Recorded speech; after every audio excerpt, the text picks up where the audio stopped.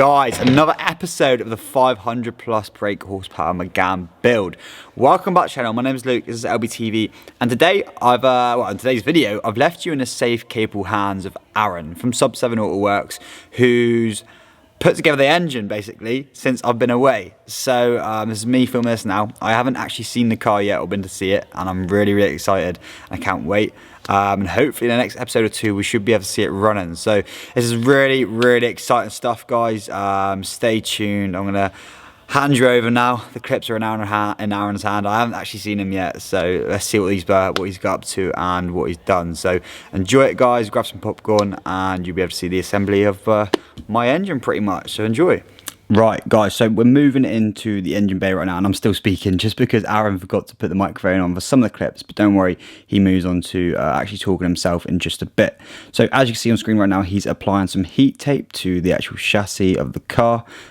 This is just to help, you know, things with heat management, heat transfer, because you got to remember with a build like this, especially with it being a custom build now, there is things like, say for instance, obviously, you know, the turbo would usually be placed behind the block.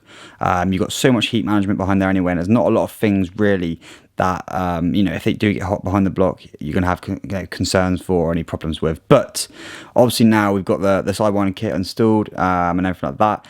Basically, there's so many components now around where the turbo is, the brake lines, your gear cables, there's like oil lines, you know, there's so many things around it now that you do not want getting hot, becoming brittle, falling apart, etc. So Aaron at the minute is just applying some heat tape. He's putting it around, you'll be able to see around the reservoir and the master cylinder as well, just so it could basically, you know, the heat can bounce away from that. You know, if you're getting to the point where you're going to be boiling your fluid or boiling your brake lines or absolutely ruin your brake lines, that's going to be no use when you're doing like 130, 140 mile an hour on a track. And yeah, it's just, you know, it's safety as well. And not only is it safety, it's you know, reserving the engine, I guess, in a way, not the engine, but you're going to be gaining, you know, your car will be a lot more, you know, power, not a lot more powerful, but you'll see a difference if you're heat managing things correctly compared to not heat managing at all.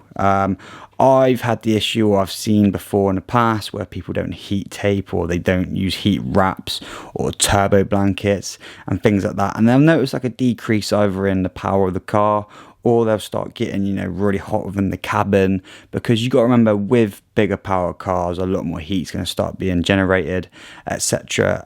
But yeah, you know, don't get me wrong, it looks really great and look really nice and fancy with your engine bay as well. As you can see, he's coming up towards the end of finishing up the heat tape on the chassis now, on that front left chassis arm, as you can see right there. But you know, this is a timely process within itself, doing all this kind of stuff, because you've got to make sure it's applied correctly, make sure it's down nicely.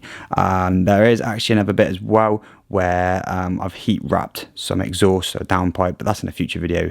But anyway, guys, we are coming towards the end of Aaron finishing up, so what I'll do now is hand you back over to him. So sit back, enjoy, and yeah, take it easy. Right, so I'll start this again because I forgot to turn a microphone on top of the camera. Sorry, Luke. So I'll just video as much as I can again.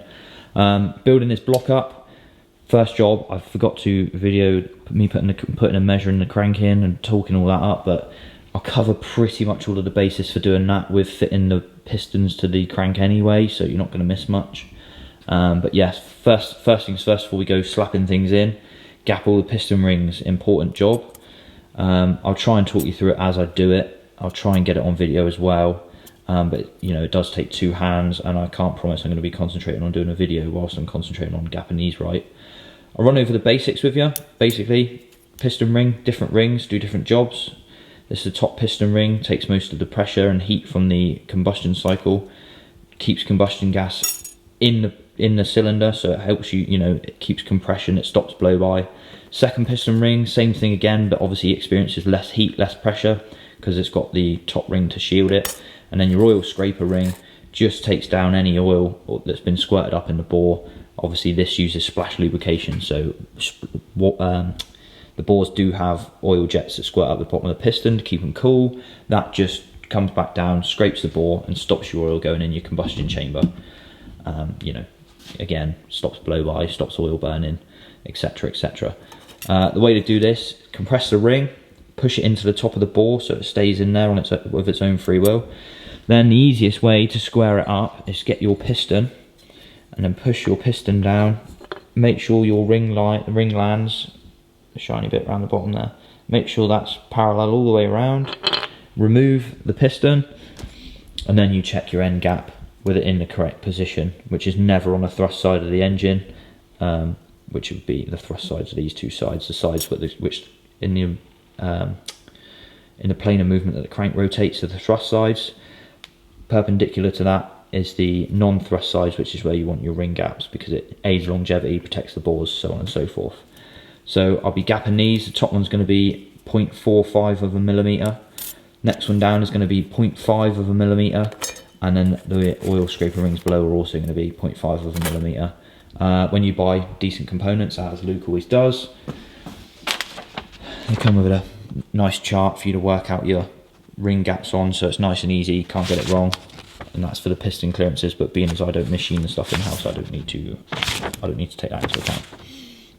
So yeah, I'm going to try and commentate, I'm going to try and video it, I'm going to try and give you as much information as possible. I know that's what you all want, I know that's what Luke wants. I just can't promise it's going to be any good. So let's give it a go and see what happens. It's the only sort of position I can get it in so you can kind of see, but not be in the way. So we'll give it a whirl and see what happens. As I said previously, when you could sort of see what I was doing, compress the ring, get it into the bore, nice and gentle. It shouldn't be, there should be no pressure on it. Take your piston, gently push your piston into the bore and line it up with the ring land. So then your piston is nice and square all the way around. It's the easiest way to do it. Can't be putting this up there a lot. So you see where the ring land is flush with the head all the way around. That means my piston's square in the bore, and my piston ring is now in the correct position to measure that end gap just there. And as you can see, if we'd have put that in straight from the packet without checking, oh my god, the lighting's awful. If we'd have put that in the packet straight in without checking, there's essentially no gap there. The ring ends would have collided together. Once that's happened, they expand into the bore, push into the bore walls, damage the bore, damage the piston ring.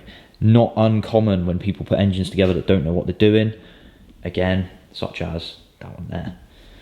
So yeah, we'll measure this. We'll then put it on the ring gapping tool.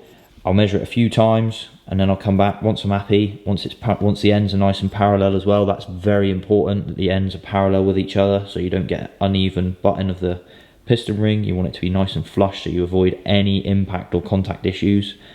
I'll do that the 3 times over. Once the rings are done, as I've already done those ones, we'll assemble them onto the pistons, assemble them onto the rods. We'll put the rod bearings in.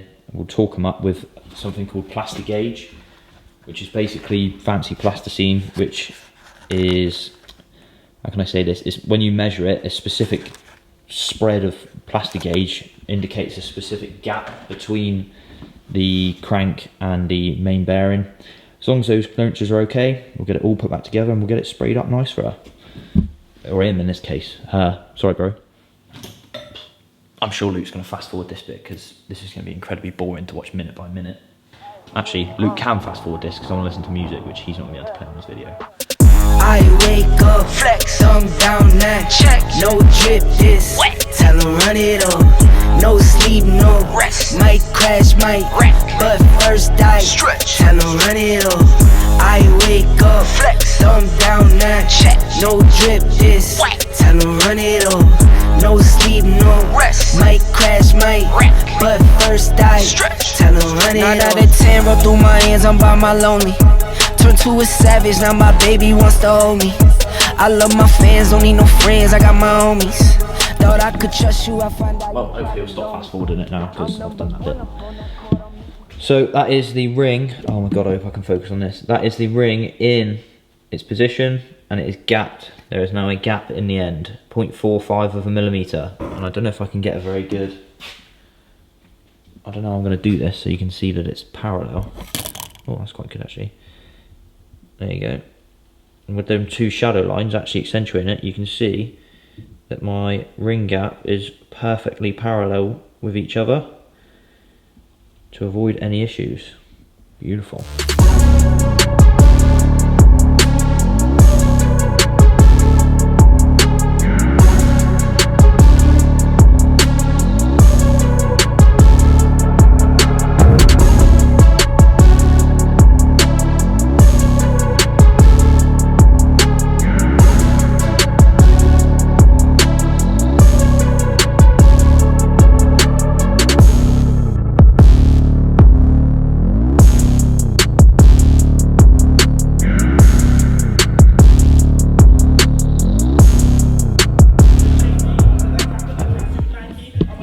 So all the rings gapped, ready to go in.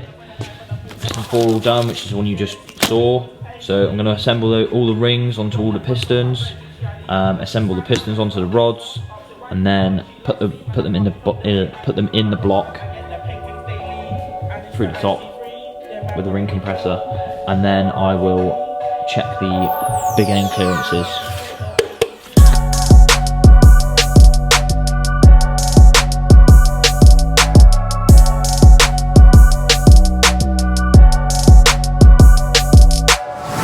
So the bottom end is now assembled, everything measured up, perfect, turns nice and free. I haven't got the crank bolt in it anymore, so I'll show you that in a minute. Yeah, so all torqued, all lubricated, all ready. Block is also now painted. That's pretty much all the complicated stuff you've got to do on a proper engine build. The rest is all pretty much in those boxes. As long as you can remember how it came apart, it's just nuts and bolts and manufacturer's torque settings. There's no real measuring. The other thing you've got to do is obviously make sure that your head mating face is perfectly clean on the new block, or your old block, or whatever you've done to it. But I'll show you that in more detail when I flip it over. But for now, get the oil pump assembly, the oil splash guard all bolted back on, the oil pump chain all back on, front crank seal, get his nice new sump all on and sealed, flip her back over, and then we'll assemble the top end, which I'll go into in more detail. But for now, I'd imagine this is just going to be some sort of clipped up, you know, wizardry, whatever he's going to do with it to speed your watching process along. Yeah, we're getting there. So yeah, there you go. I've had a little watch over now and it actually looks really cool. But guys, honestly, it's mad. The white block, even though you're not really going to see it, it just looks so clean and insane. Guys, honestly, as always, you know Aaron's smashing this every single time he's doing bits of my car. And he's the only guy that's done bits to my car, apart from obviously the fabrication side, which is Ryan. So guys, honestly, get yourself prepared for the next few episodes, because these are going to be bangers, and you know this car is going to absolutely shift. I'm sorry it's been a bit all over the place, and it currently is still all over the place. I'm just trying to focus on, you know, obviously I just got back from holiday and I'm trying to focus on getting the car done. And when you're focusing on getting the car done and trying to film it, it just clashes and it's a bit of a nightmare sometimes. But guys, I hope you all understand and appreciate that and respect it. But for now, we're going to end off today's video. Thanks for watching today's video as always. Subscribe to the channel if you're new.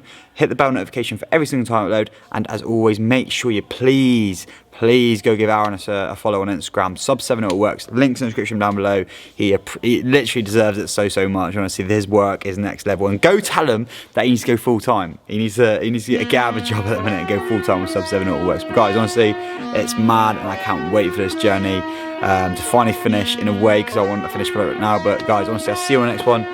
Thanks for watching. Bye-bye for now. Clear out the room, I'm coming through. They wanna see what I'm about. Yeah, I got skills, do it for the thrill. I'm on a paper route. Extra, read about it. I'm today's trending topic. I put commas over bullshit. Yeah, I put that on mamas. They tryna block all my blessings. They thought I lost for stepping. I bet on me and my team. ISO is what I'm repping. Put on for the whole